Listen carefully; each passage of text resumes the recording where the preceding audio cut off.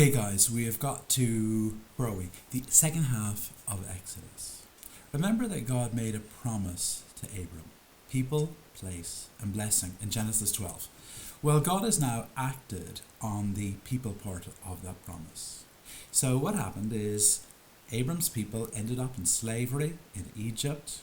God delivers them from that slavery and brings them through the Red Sea. And now there's about 600,000 of them, 600,000 men, about 2 million people. And they're a distinct nation. God has given Abraham a people. And now he's going to bless them.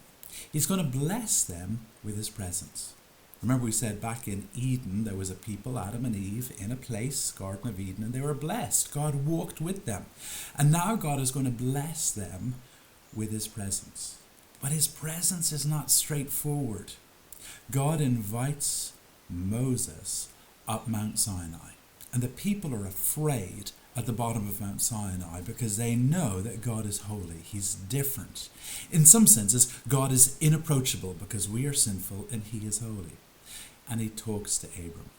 Abram comes down from the mountain, and the people, they're already sinning. They've made a golden calf. Abram is disgusted. He breaks the tablets, the stone tablets on which the 10 Commandments were given. And he listens to God, who says, I'm going to wipe out these people. Abram does what Abram's called to do. He reminds God of his promise. What about the promise you made to Abram that you would have a people from that line? Won't you hold your promise? And God responds to that prayer, and he does not wipe out the people.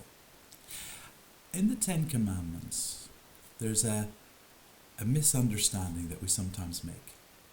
The 10 Commandments weren't about how to come to know God. They were about how to live as God's people. In Exodus chapter 20, when he says, I'm giving you these 10 Commandments, he says, first of all, I delivered you out of slavery. Now this is how you should live. That's the Christian message. You don't do things to be delivered from slavery.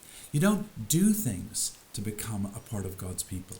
He makes you his people, and then he shows you how to live. Now, he's acted on the P part of that promise, the people. He's also now going to operate on the other P, the place, the B part of that promise, blessing. Because his blessing is to be with his people. Moses is given a lot of instructions about building a tent. And in that tent, there's going to be a special sense of God's presence. And there's lots of instructions. And that tent is the blessing of God dwelling with his people. But when you get to the end of the book of Exodus, the glory comes down upon that tent. God's presence is there. And yet, Moses can't go into the tent. So there's a barrier to God's presence. There's a problem with approaching the Holy God. Next book, as we'll see next week, is Leviticus. Because Genesis, Exodus, Leviticus, and then at the beginning of Numbers, what we see Moses in the tent talking to God.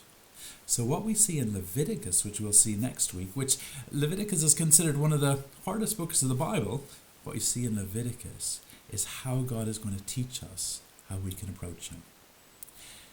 To jump to the New Testament, because all of this points to the New Testament. In Hebrews chapter 4, it tells us that we now can approach the Holy God, the God of all grace, with confidence. Why? Because realistically, ultimately, the way we approach God is through his Son, Jesus Christ. He is our Passover lamb who shed his blood that we could enter his presence. We are unholy, but he has forgiven us, and we can enter his presence with confidence. And that is a wonderful thing. Talk to you next week about Leviticus. God bless you. Bye.